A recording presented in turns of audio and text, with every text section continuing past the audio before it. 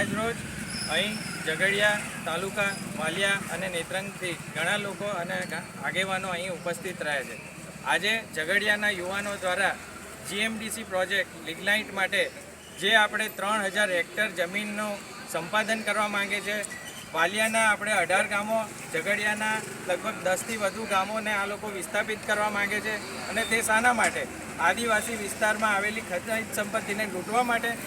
આ લોકો વિકાસના નામ પર આદિવાસીઓને યેન કેન પ્રકારે કનડગત પહોંચાડે છે અને તેમને વિસ્થાપિત કરવાનું રહે। પહેલાં જ્યારે આદિવાસી વિસ્તારમાં આજે ડેમ બન્યો તે એની તો એમને કોઈ પણ પ્રકારની એમને સગવડ નથી, વીજળી પૂરું નથી પાડવામાં આવ્યા અને તેમ છતાં તેમને વિસ્થાપિત કરવા। પીઠોર ગામ છે કે ત્યાં ઓલરેડી આ વિસ્થાપિતો વસે છે અને આજે એ જ પીઠોર ગામના લોકોને ફરી જીએમડીસી પ્રોજેક્ટ માટે વિસ્થાપિત કરવા માંગે છે।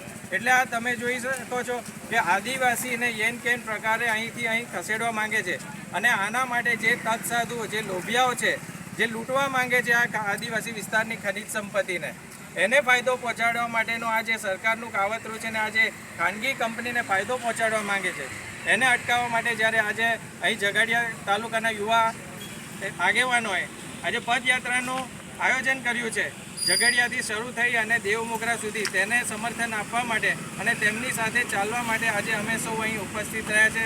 આ પ્રશ્ન જો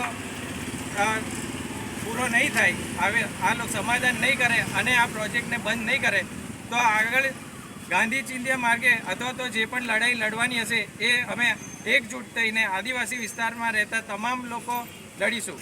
જય આદિવાસી, જય જોહાર।